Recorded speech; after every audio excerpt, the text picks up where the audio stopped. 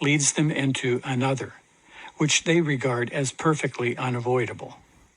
Matter, say they, is in itself entirely unactive and deprived of any power by which it may produce or continue or communicate motion.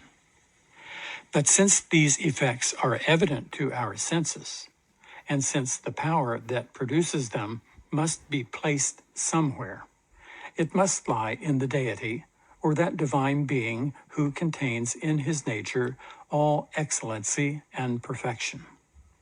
It is the deity, therefore, who is the prime mover of the universe, and who not only first created matter and gave it its original impulse, but likewise by a continued exertion of omnipotence, supports its existence and successively bestows on it all those motions and configurations and qualities with which it is endowed.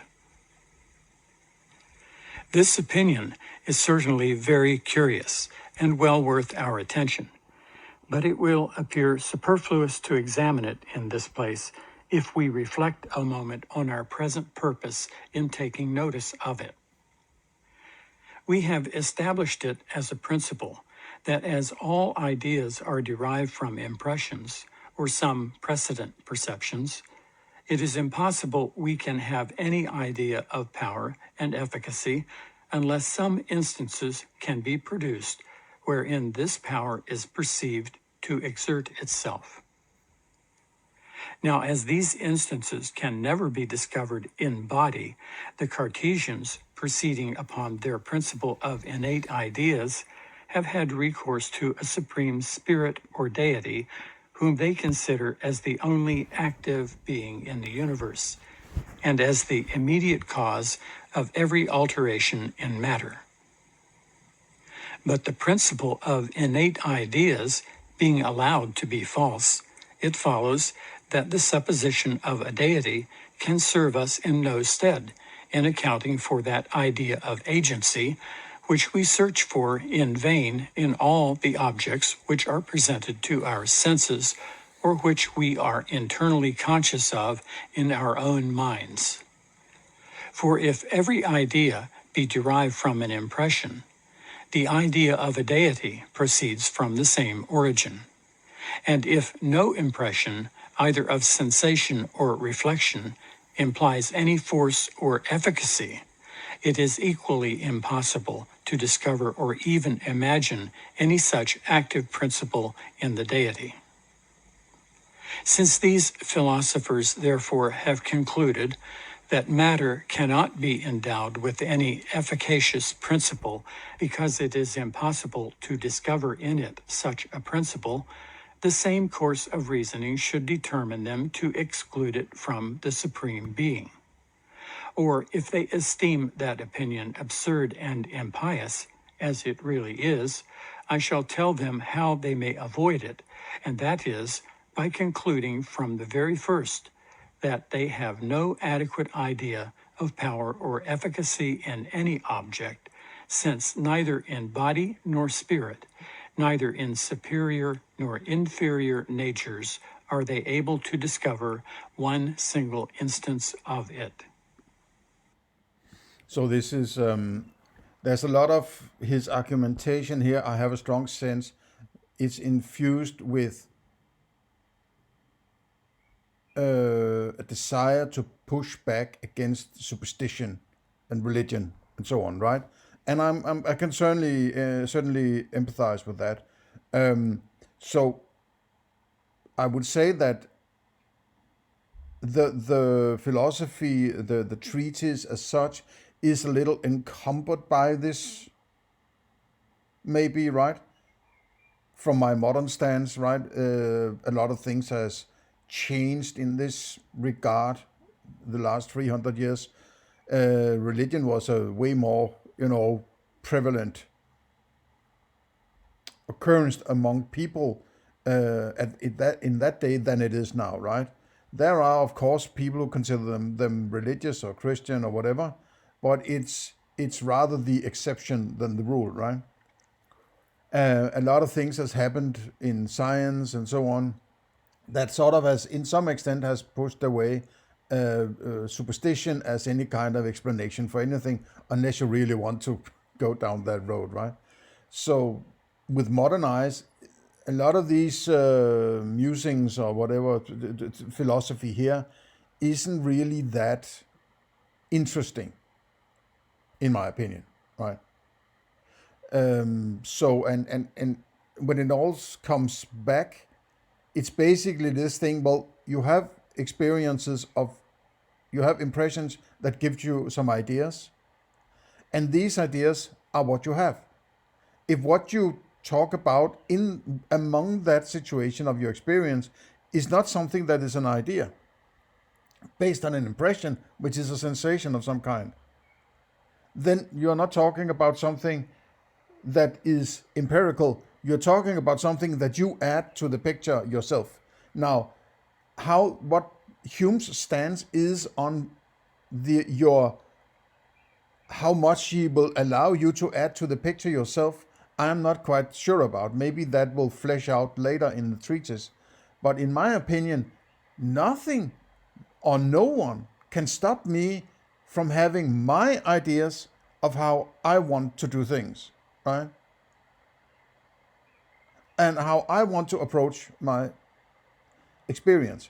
It's if I'm sitting on alone on an island, if I want to come up with unicorns or leprechauns or whatever, the 10-legged polar bears, or that there is some necessary connection or causation, this, that, and the other. I mean, who cares? It is in the moment when I inflict my philosophy on somebody else under some kind of pretense that this follows from this and this follows from this and therefore this, that, and the other, right? Then it's problematic. If you shut the fuck up and have your own philosophy and don't inflict it on somebody else. Peace to you, man, right? I mean, knock yourself out. It's the moment when you start to say, yeah, I have come up with a philosophy and now I'm going to tell you about it and basically tell you you should follow my ideas of this, that, and the other. No, because then you're violating you're not respecting my ability to come up with my own philosophy, right? And this kind of independence approach of philosophy as an independent kind of thought is still quite foreign to philosophers. It seems to me they have an idea that they're supposed to tell everybody how it is. No, what they should think is, I am telling everybody how I'm doing things, right? If you have a philosophy, fine. I might even want to know how you do it, right? Because I'm interested in doing philosophy. And if you have some good ideas and good arguments, I'm willing to listen. But don't fucking tell me how I should understand things. And it's the ability to convince other people that, to some people, I think, is the measure stick of how good the philosophy is. If you can't convince anybody else, it's not a very good philosophy. That doesn't work. That's ridiculous, right? But I think that more or less unconsciously, people think that the most popular thing is that which is the best philosophy, right? Well, I guess then Joe Biden is one of the best philosophers in the world, right? Obviously not.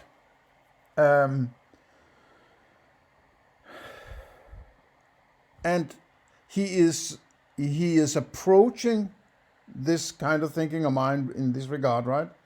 In the independent kind of philosophy, which is the only way, in my opinion, right? It doesn't mean you can't agree with other people and make decisions together and so on, right? That's not what I'm saying. I'm just saying the foundational thinking, which philosophy is, right? It's not handing you conclusions.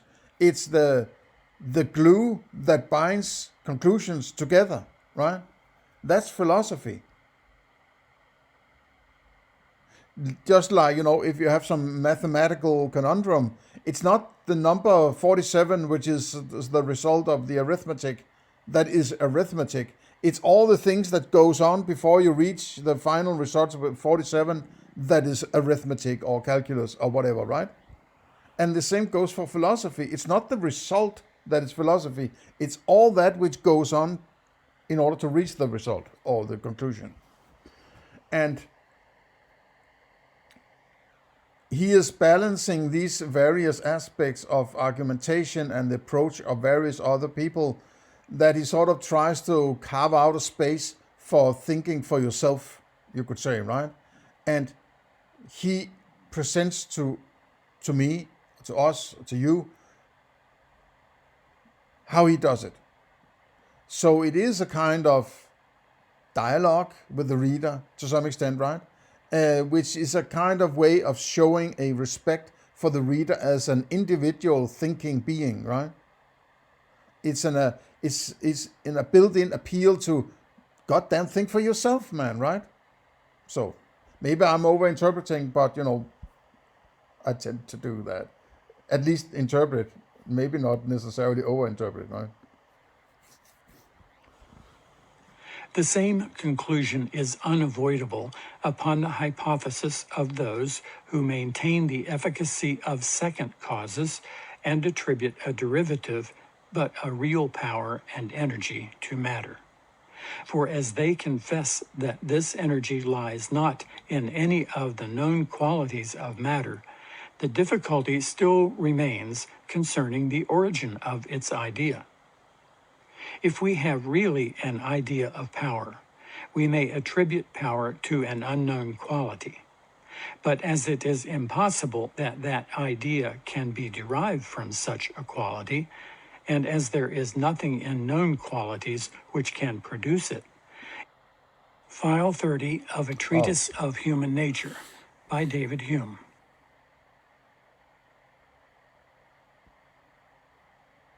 I screwed up royally. 3.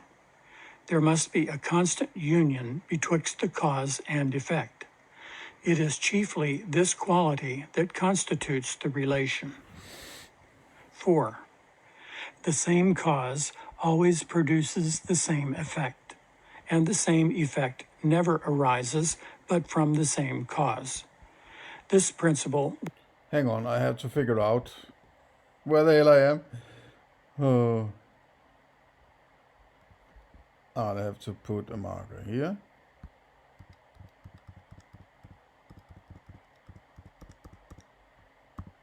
This, we are dealing with part 14.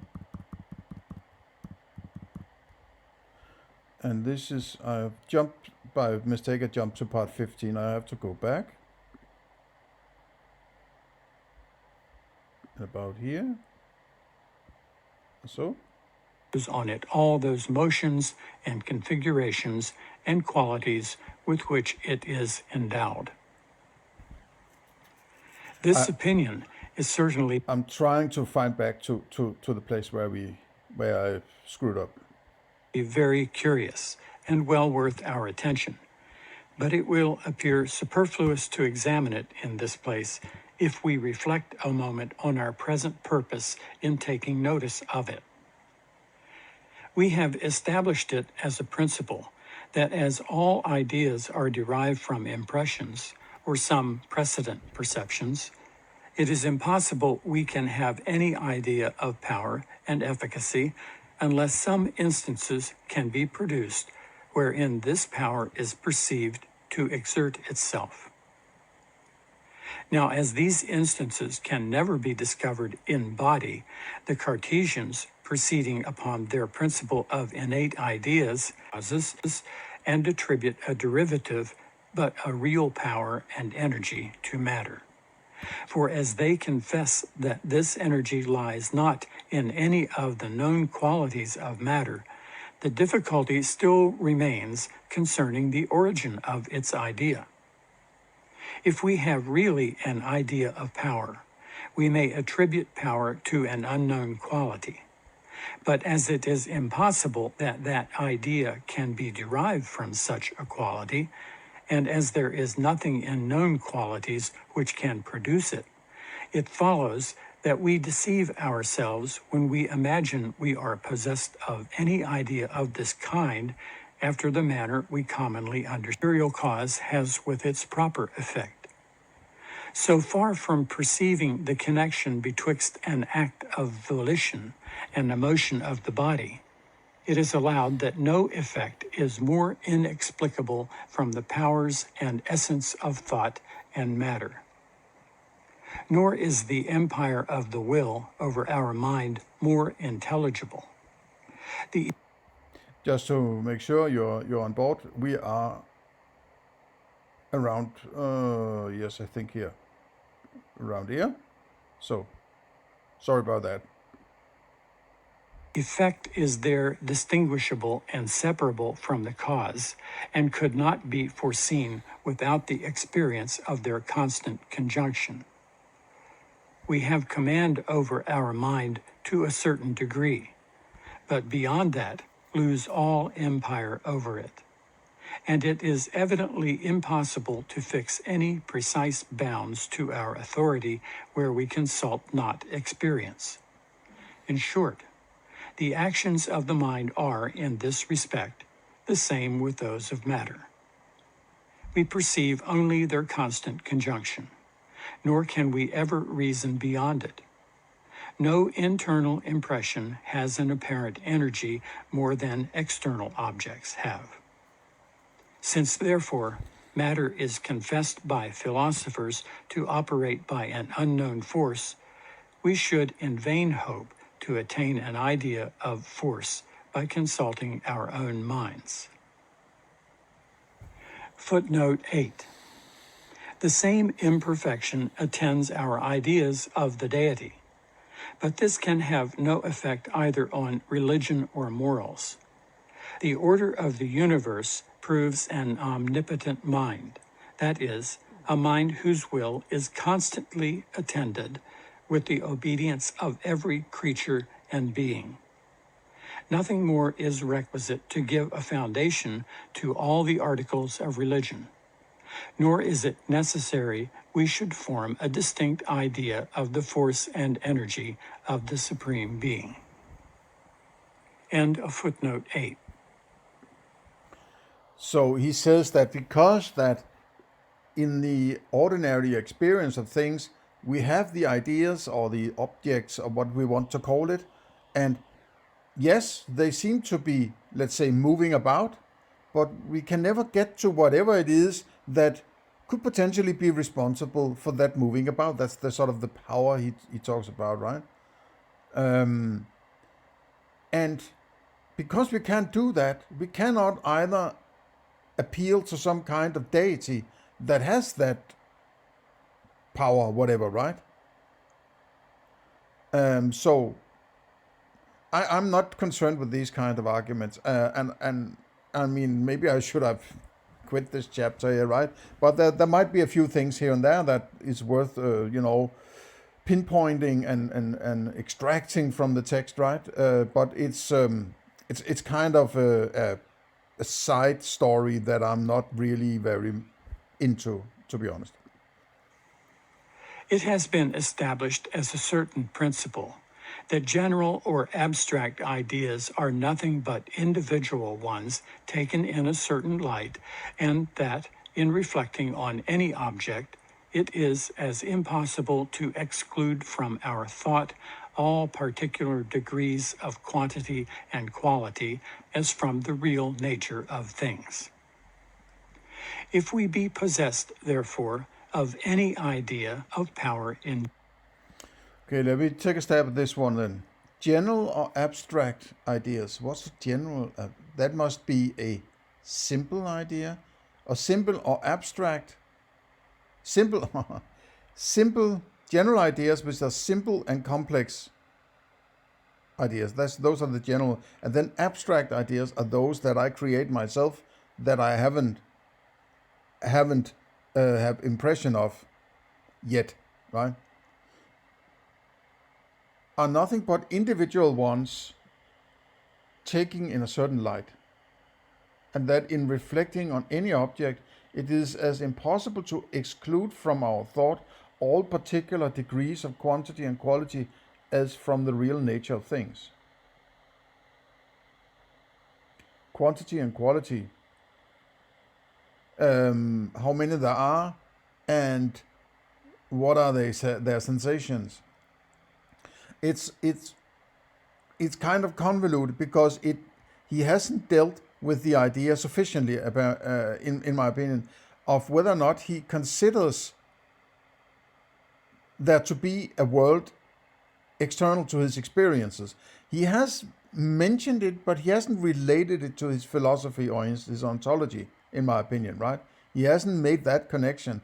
I might be wrong on that, but as far as I can remember. So I am confused about what he refers to in various, also because of the language barrier and the nature of the language that is 300 years old, right? So I might better leave this alone and let him carry on, right? General, we must also be able to conceive some particular species of it, and as power cannot subsist alone, but is always regarded as an attribute of some being or existence, we must be able to place this power in some particular being and conceive that being as endowed with a real force and energy, by which such a particular effect necessarily results from its operation. We must distinctly and particularly conceive the connection betwixt the cause and effect, and be able to pronounce from a simple view of the one that it must be followed or preceded by the other. I just have this sense that he keeps circling around the same thing over and over and over again. It may just be me, but I'm more like I want it to be concise and precise and simple. It's not. It's far from that in Hume's text here, right? But it depends maybe on the passion that rules the game for him here, right? He wants to push against religion. Okay, fair enough, but I would prefer that he's just describing his ontology rather than trying to say, okay, I have this ontology and therefore I can push back against that. There might be an incentive to create something because it can push it back against something else rather than just be neutral about describing it, right? So it might be, to some extent, he might be suffering from connecting the dots in a way so that he gets to where he wants to be. I'm not saying he does that, but there's a risk of this, right? If I have a feeling of a particular kind of agenda underlying it, I should always be concerned about agendas, right? And my own agendas potentially.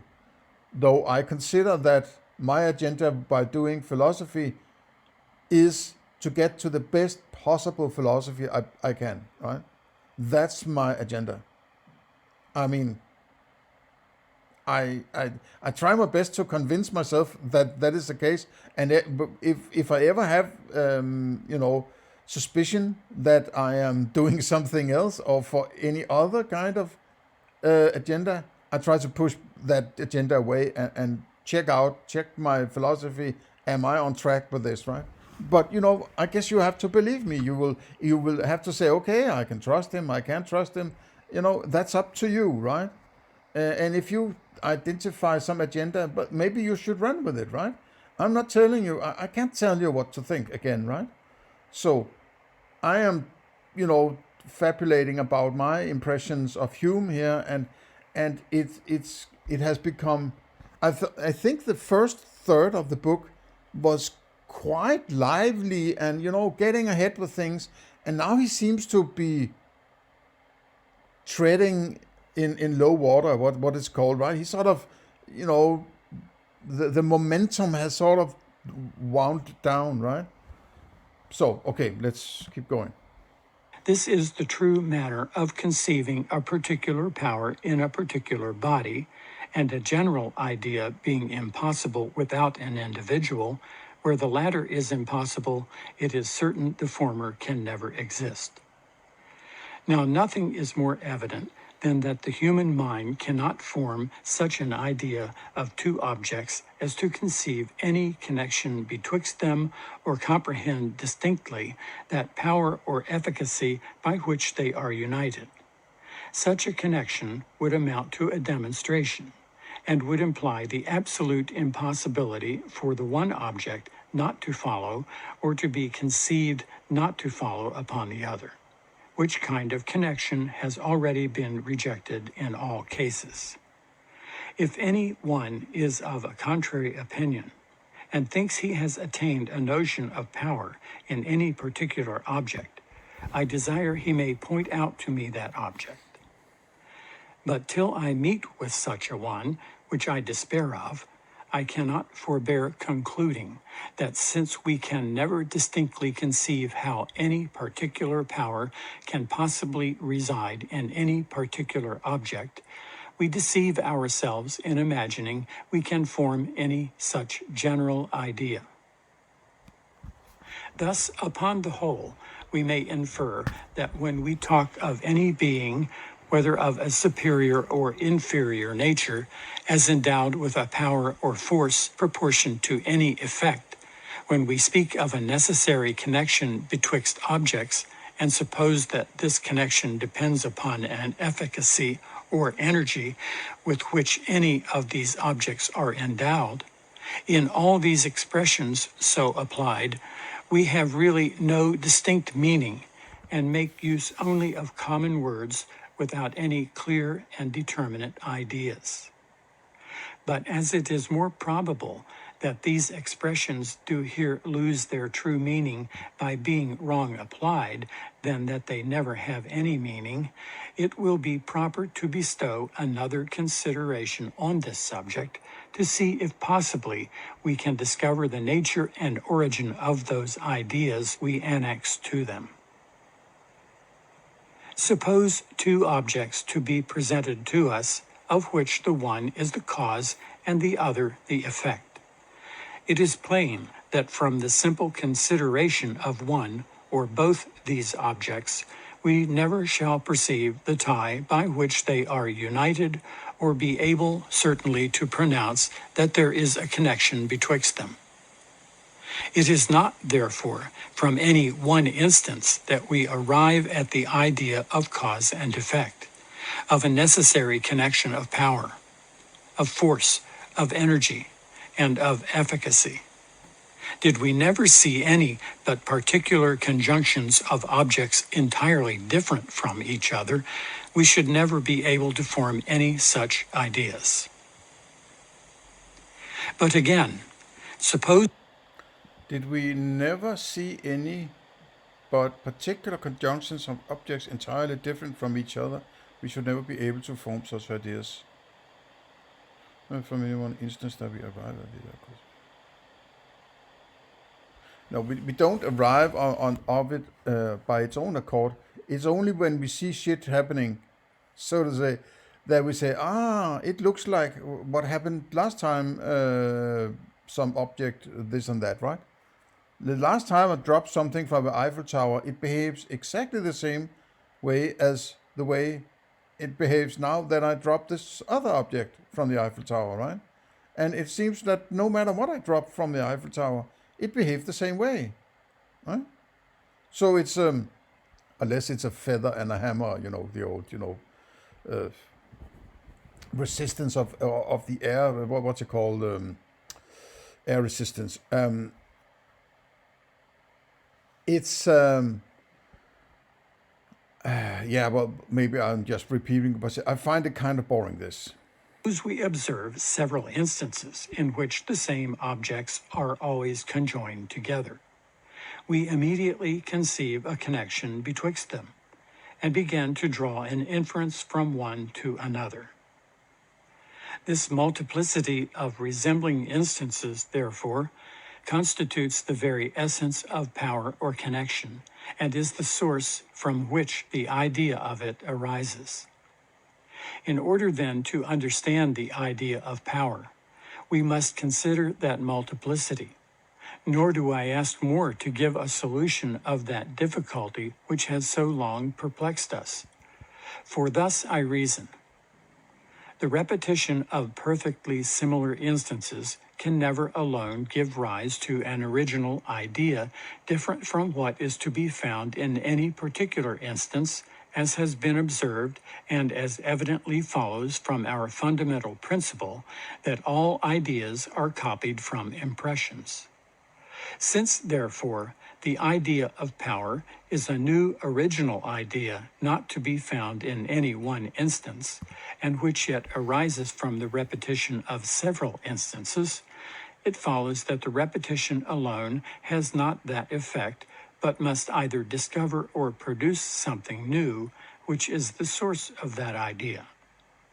Did the repetition neither discover nor produce anything new, our ideas might be multiplied by it, but would not be enlarged above what they are upon the observation of one single instance.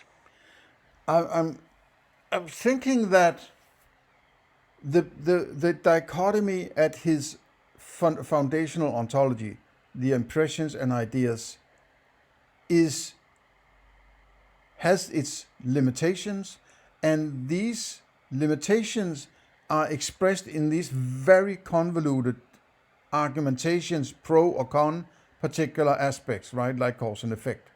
Now, in my opinion, if he had a different and more precise ontology, which is everything that you experience must have a qualia, a color, a sound, a taste, and so on. If it doesn't, it's not a part of the experience, right? Then it's merely, if anything, something you add to the picture from the inside of your mind, so to say, right?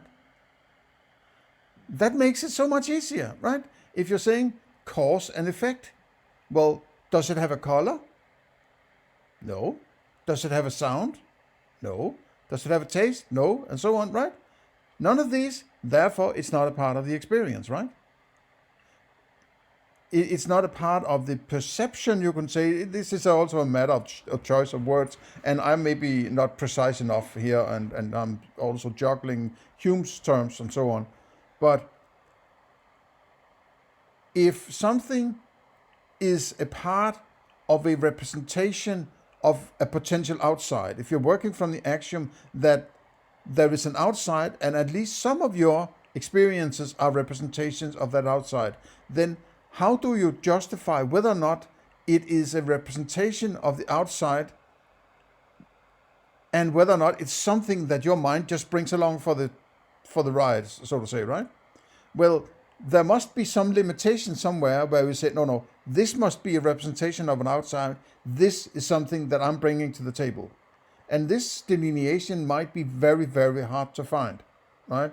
And it might be, at the end of the day, it might be about saying, I'm going with this, right? My point is that what you can refer to are colors and sounds and tastes and so on. That is, to me, obviously representation of an outside, because I am not in any way able to change or control or whatever I experience, right? It's there, done and dusted, right? Now, whether or not I experience an elephant or not is a different beast, right? I might experience elephant, but it might change. Sometimes, as I pointed out in, I think it was this series of deconstructions, I think it was one of the early ones, yes, where I talk about I was walking in the woods and out of the corner of my eye I saw a fox. But within a second or two or something like that, it sort of changed to a beagle that has sort of the same kind of qualia as a potential qualia or similar type of qualia as a fox. So it can change. Now, the color doesn't change or the sound doesn't change. It's not like I can say, okay, now the color changed. Now it's because the old color was not right, the new color is right.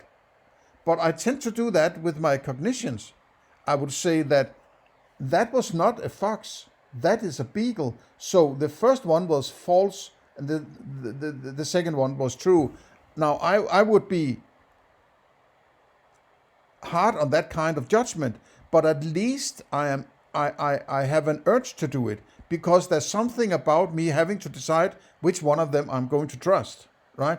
But there's never any point where I say, I don't trust that sound, I don't trust that taste, I don't trust, right? I am using it raw, so to say.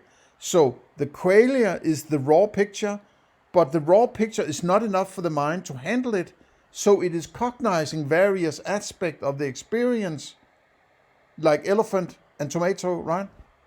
And that is the meeting point of the representation of the outside and the rest of what is going on in my mind, which all goes on because there is this experience over here, right? So in order for me to pinpoint whether it's either qualia or it's a cognition, I have to be able to point to some qualia, right? I mean, if it's a qualia, I obviously am pointing to a qualia, but we're never discussing the qualia, usually, right? We are discussing the cognitions among the qualia. And these cognitions are always there because of at least one of color, sound, taste. If you don't have any of these, you will not be experiencing elephant, right? For instance, if you have none of them, there are no elephants, right? If you're deprived of all your senses, you won't cognize elephant. You might, if you decide to think of elephant, then you're using that idea that Hume is talking about, right? So, in order to figure out some kind of understanding of your experience, is that the part which is the representation of the outside? That would be, does it have a color? Does it have a sound? Does it have a taste? And so on. If it has none of these, it's not a part of the outside. It's not a part of the representation of an outside, right? It's something that my mind adds to the picture in order to use it for something, right? Okay? Every enlargement, therefore, such as the idea of power or connection, which arises from the multiplicity of similar instances, is copied from some effects of the multiplicity, and will be perfectly understood by understanding these effects. Wherever we find anything new to be discovered or produced by the repetition, there we must place the power and must never look for it in any other object. I'm just thinking about, I was sort of struggling a bit with the simple and the complex ideas, or the simple and complex concepts, we might call it nowadays, right? That would you be able to recognize a new simple concept if you hadn't had that idea before? Doesn't there have to be some underlying language or structure of the creation of concepts and ideas, or ideas as you might call it, right? Doesn't there have to be something that can be the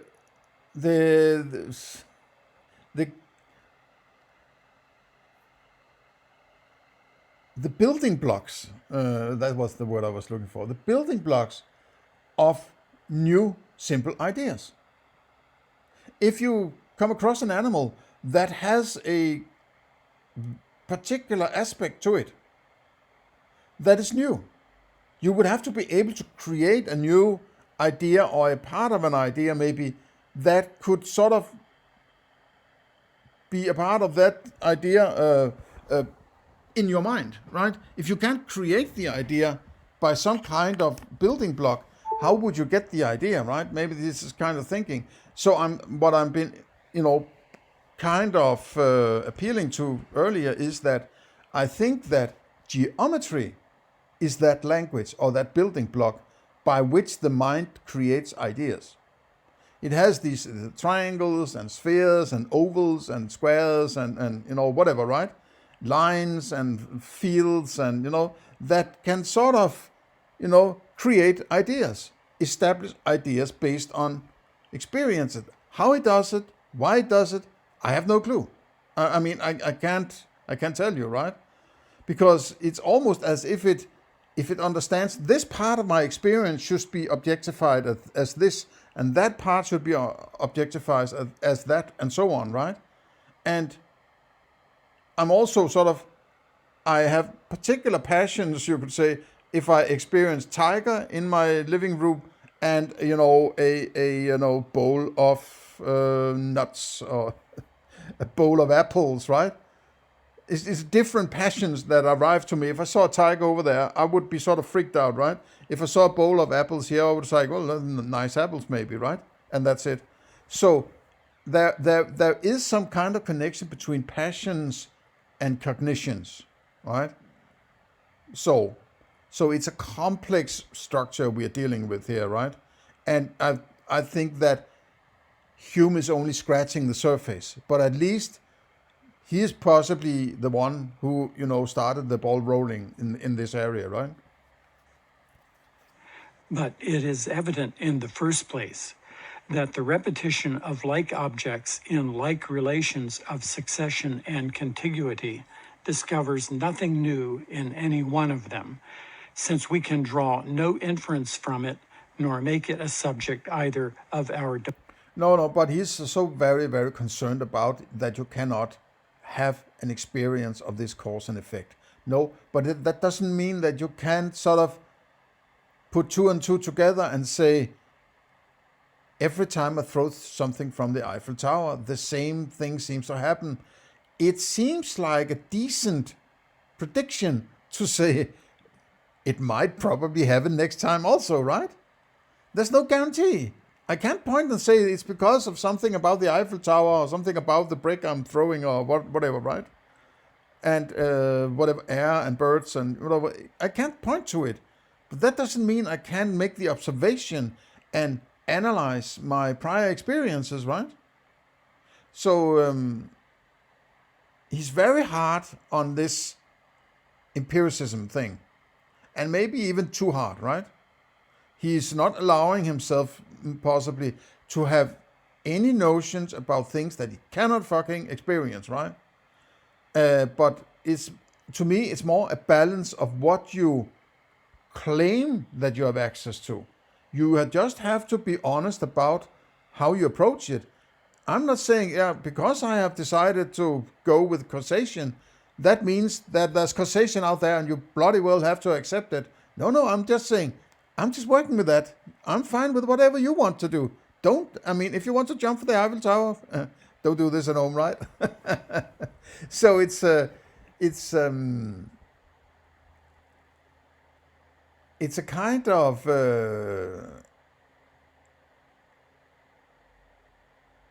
it's about being balanced in things, right? Because it is also a thing that you should stick to your guns, right?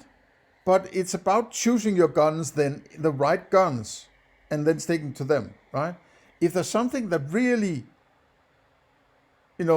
sticks out and looks weird in the way you argue, it could maybe be because the foundations are not quite perfect, right? I'm just saying, right? Because philosophy is not about, okay, I've got these principles, and now forevermore I'm going to fucking adhere to these principles, and then fuck off if you don't, right? You might need, judging from my own experience, you might need to reevaluate your philosophy, right? And see how it fits together and so on, right? So it's by doing things with an individual approach, there's so many things that just becomes more easy, you could say, right? Nobody can tell me how I should think, man, right? It's completely up to me how I think, right? I just want to have some thinking that is fucking, rigid and together and coherent and so on. But who am I to tell you how to think, right? And I would say that the idea of this, there's one way to do it, and there's only one sort of... No, I would like everybody to have their own philosophy. And because of this, it might be that every now and then there's some dude or gal that comes up with something completely brilliant, exactly because they were allowed to have their own thinking. Those who are just conforming to whatever they're told, they're not the ones bringing things further or coming up with brilliant ideas, right? So I would always appeal to think for yourself. No, let nobody tell you what to think, right? You are the master of your mind, right? Or demonstrative or probable reasonings, see section 6, as has been already proved. Nay, suppose we could draw an inference. It would be of no consequence in the present case, since no kind of reasoning can give rise to a new idea such as this of power is, but wherever we reason, we must antecedently be possessed of clear ideas which may be the objects of our reasoning. The conception always precedes the understanding, and where the one is obscure, the other is uncertain. Where the one fails, the other must fail also. Secondly, it is certain that this repetition of similar objects in similar situations produces nothing new either in these objects or in any external body. For it will readily be allowed that the several instances we have of the conjunction of resembling causes and effects are in themselves entirely independent, and that the communication of motion, which I see result at present from the shock of 2 billiard balls, is totally distinct from that which I saw result from such an impulse a 12-month ago. These impulses have no influence on each other. They are entirely divided by time and place, and the one might have existed and communicated motion, though the other never had been in being. There is, then, nothing new either discovered or produced in any objects by their constant conjunction, and by the uninterrupted resemblance of their relations of succession and contiguity. But it is from this resemblance that the ideas of necessity, of power, and of efficacy are derived. These ideas, therefore, represent not anything that does or can belong to the objects which are constantly conjoined. This is an argument which, in every view we can examine it, will be found perfectly unanswerable. Similar instances are still the first source of our idea of power or necessity, at the same time that they have no influence by their similarity either on each other or on any external object. We must therefore turn ourselves to some other quarter to seek the origin of that idea. Though the several resembling instances which give rise to the idea of power have no influence on each other, and can never produce any new quality in the object which can be the model of that idea, yet the observation of this resemblance produces a new impression in the mind, which is its real model. For after we have observed the resemblance in a sufficient number of instances, we immediately feel a determination of the mind to pass from one object to its usual attendant, and to conceive it in a stronger light upon account of that relation. This determination is the only effect of the resemblance, and therefore must be the same with power or efficacy, whose idea is derived from the resemblance. The several instances of resembling conjunctions lead us into the notion of power and necessity. These instances are in themselves totally distinct from each other, and have no union but in the mind which observes them and collects their ideas. Necessity, then, is the effect of this observation, and is nothing but an internal impression of the mind, or a determination to carry our thoughts from one object to another. Exactly. Without considering it in this view, we can never arrive at the most distant notion of it, or be able to attribute it either to external or internal objects, to spirit or body, to causes or effects. The necessary connection betwixt causes and effects is the foundation of our inference from one to the other. The foundation of our inference is the transition arising from the accustomed union. These are therefore the same. The idea of No, but the point is then, maybe I should extend. And the sense to the thing I have no universe which observes them I predict it.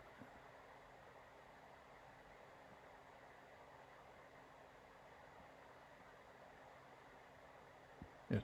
Okay. Necessity then is the effect of this observation and is nothing but an internal impression of the mind or a determination to carry our thoughts from one object to another.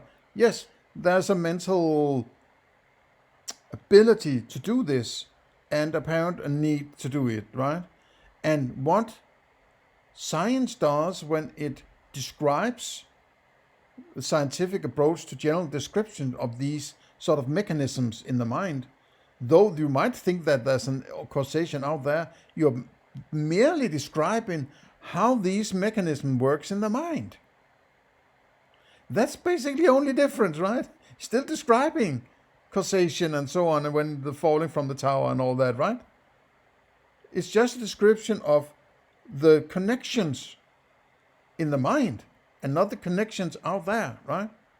So to me, it's quite simple. I don't need understand why he's so hung up on this, right? He's extremely hung up on it, right? necessity arises from some impression. There is no impression conveyed by our senses which can give rise to that idea. It must therefore be derived from some internal impression or impression of reflection.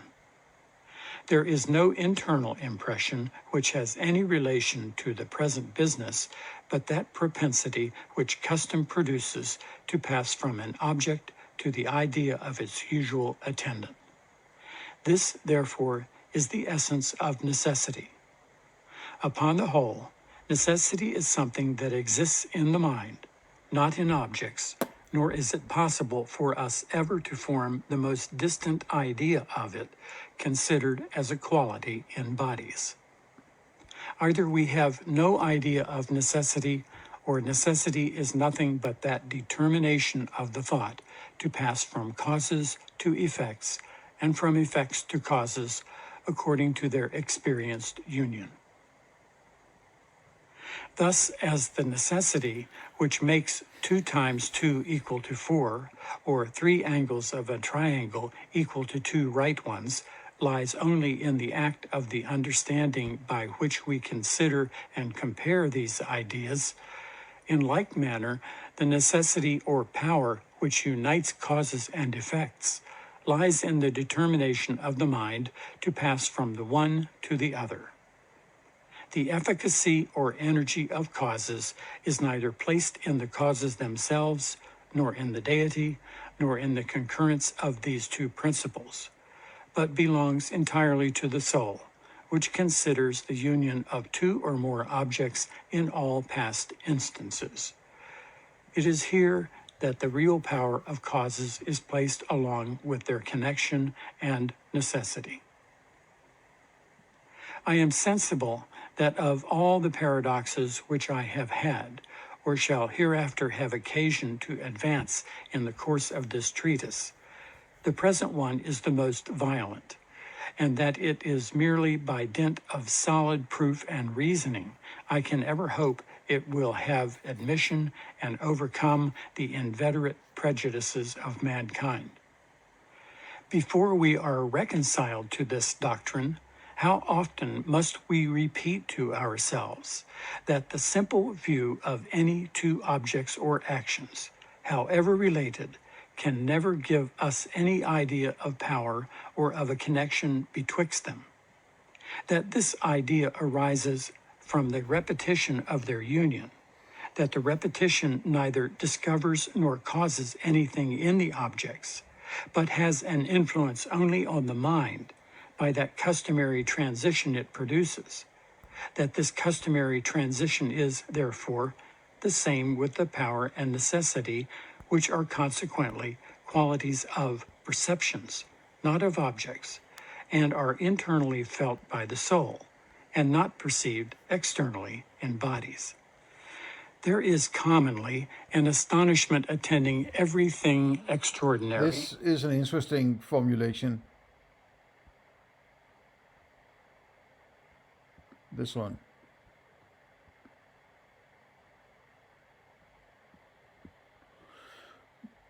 That this is a customary transition. Therefore, the same with the power and necessity, which are consequently qualities of perceptions, not of objects. So, what is an object compared to a perception? If it's a quality of of a perception, but not of an object, then what is an object then? If you then it can't be a perception, right?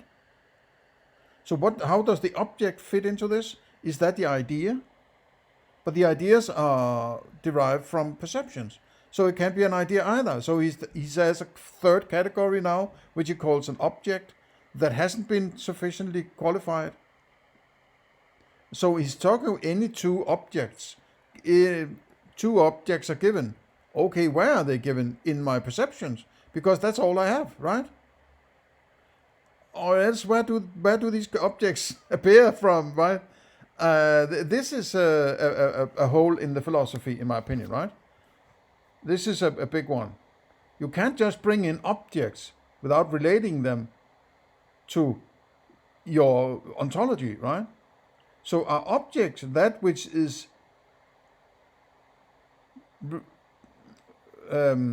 responsible for perceptions? If you have an object, you get the perception of the object, and then you have an idea of the object. But then how do you get to those objects? Because then it sounds like they're outside your perception and beyond the faculties of your senses. Then you're talking about an external world, right? So it's this is problematic, in my opinion. And I'm a little, disappointed here, I have to admit. And this astonishment changes immediately into the highest degree of esteem or contempt, according as we approve or disapprove of the subject. I am much afraid that though the foregoing reasoning appears to me the shortest and most decisive imaginable, yet with the generality of readers, the bias of the mind will prevail and give them a prejudice against the present doctrine. Okay, I think I'll stop here and keep the last third or fourth part of this to the next part. So this is a long one, right? It's necessary to go through, I think, because necessity and necessary connections, causality, cause and effect, and so on, is one of those talking points about Hume, right? So I really want to understand where it's coming from regarding this. But he's very concerned about it and tries very hard to argue that you cannot experience these connections. And I agree with him, but doesn't mean they're not there. They're just coming from the inside, from the confinements of your mind and what the mind sort of does with its experiences, right? Okay, please share, like, and subscribe. Consider a donation. Consider the board, link below. Otherwise, see you in the next one.